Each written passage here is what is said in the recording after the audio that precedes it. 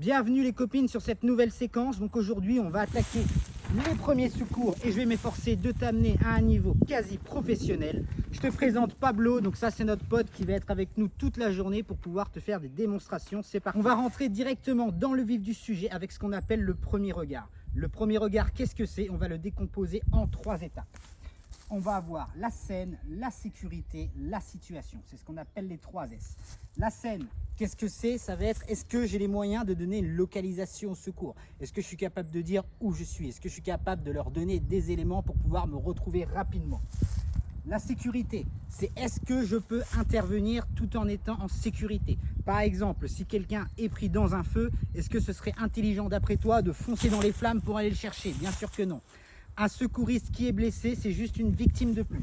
Ce premier regard, on va pouvoir le décomposer en 2 actions distinctes. La première, ça va être le dégagement d'urgence. Le dégagement d'urgence, c'est quoi? Ça va être des méthodes pour attraper le bonhomme et le tirer du danger, tout en étant soi-même en sécurité pour avoir une zone safe, pour pouvoir faire nos premiers soins. Et on va parler de position d'attente. Les positions d'attente, c'est la position dans laquelle on va se mettre soi-même ou on va mettre la victime pour augmenter son espérance de survie. On verra qu'en fonction du type de blessure, en fonction de ce qui s'est passé, certaines positions d'attente seront indiquées et d'autres au contraire seront complètement contre-indiquées et empireront l'état de santé de la victime. Quand est-ce qu'on va effectuer un dégagement d'urgence? Une seule et unique possibilité. Notre pote Pablo, là, il est en danger. Il y a un truc qui risque de lui tomber sur le coin de la cagne, une grosse branche. Ça peut être n'importe quoi, ça peut être un incendie, ça peut être de la fumée, ça peut être un animal sauvage, peu importe, tu comprends l'idée. Et notre pote Pablo, en plus, il ne peut pas se déplacer lui-même. Soit parce qu'il est blessé, soit parce qu'il est inconscient. Alors, je vais te montrer 3 techniques pour pouvoir dégager Pablo. Ce qu'on va faire, c'est qu'on va toujours repérer le danger.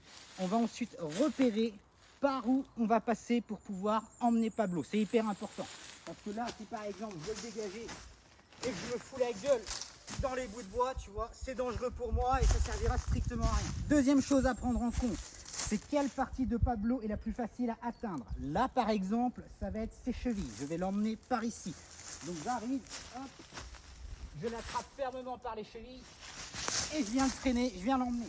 Deuxième cas de figure, Pablo, là, c'est sa tête qui est vers moi. Donc ce que je fais, c'est que j'arrive, je vais attraper ses poignets, je le lève et je vais l'emmener avec moi.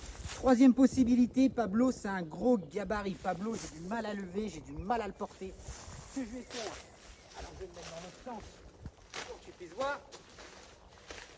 Je vais me baisser, je vais prendre Pablo contre moi et je vais croiser ses bras. Je vais attraper le poignet ici et l'autre poignet ici. Je vais croiser, je vais me lever et je vais le tirer. Voilà pour les dégagements d'urgence. Et je le reprécise une dernière fois. C'est en situation d'urgence. S'il n'y a aucun danger, on ne bouge jamais une victime. En particulier si elle est traumatique, si elle est tombée, on peut lui déplacer des vertèbres, on peut finir de lui casser un os, on peut réellement le tuer dans cette situation. Donc c'est vraiment une situation à risque. Avant de commencer la présentation des positions d'attente, quelques chiffres. Il faut savoir que choisir la bonne position d'attente, ça permet de régler jusqu'à 75% des risques de complications suite à des blessures. Donc c'est vraiment énorme. On va commencer par parler des problèmes respiratoires. Donc c'est-à-dire quelqu'un qui a du mal à respirer, quelqu'un qui est en train d'hyperventiler ou au contraire tu sens vraiment qu'il y a un blocage, que l'air a du mal à passer, qu'il a du mal à s'oxygéner. Pour ça, on va choisir une position demi-assise. C'est-à-dire que le bonhomme qui a du mal à respirer, on va le mettre dans cette position. On va le laisser complètement adossé à quelque chose, un arbre, un sac à dos, un mur. Et ça va permettre justement d'amplifier son système respiratoire. Ça va lui permettre de gagner entre 20 à 30% de respiration supplémentaire, de facilité de respiration. Si tu le laisses dans cette position-là, il y a de fortes chances qu'il commence à s'étouffer, qu'il commence à ne plus pouvoir s'oxygéner et qu'il parte dans l'inconscience. Deuxième possibilité, le mec il a reçu une plaie à l'abdomen. Là, on va choisir une position allongée, jambes fléchies. Là, je vais me servir de Pablo, mais bien sûr, tu te sers d'un sac, de tout ce que tu peux. Tu vas venir surélever les genoux et le laisser allongé de cette manière.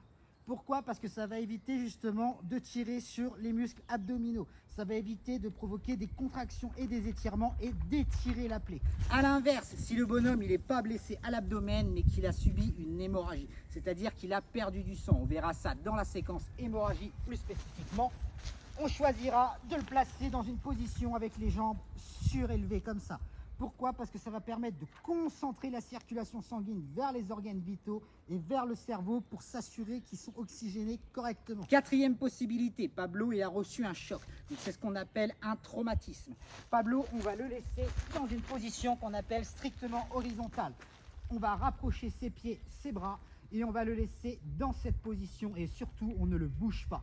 Pourquoi? Parce que s'il est blessé à des vertèbres, s'il est blessé à certains endroits sur la colonne vertébrale, si tu commences à le bouger, le risque minimum c'est que Pablo il finisse en fauteuil roulant toute sa vie et le risque maximum c'est que tu le tues tout simplement. Tu vas le tuer en le déplaçant, en le bougeant. Dernier cas de figure, c'est ce qu'on appelle l'inconscience. Donc ça c'est ce que tout le monde connaît, c'est ce qu'on appelle la PLS.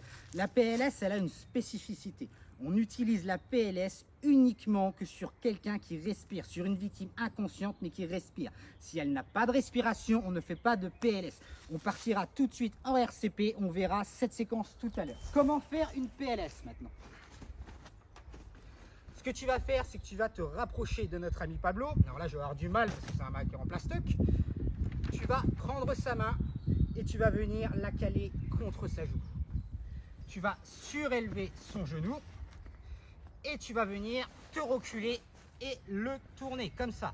Ensuite, tu vas placer la jambe pour qu'il tienne et tu vas retirer ta main doucement. Cette position-là, elle va éviter les étouffements, surtout sur les inconscients dans la zone de l'épiglotte.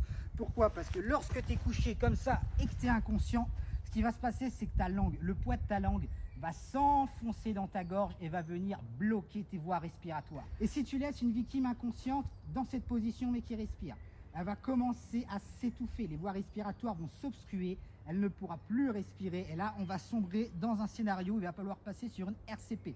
En plus de ça, elle peut s'étouffer avec sa salive ou alors avec des vomissements. Toi tu vas pas forcément le voir mais elle va commencer à s'étouffer.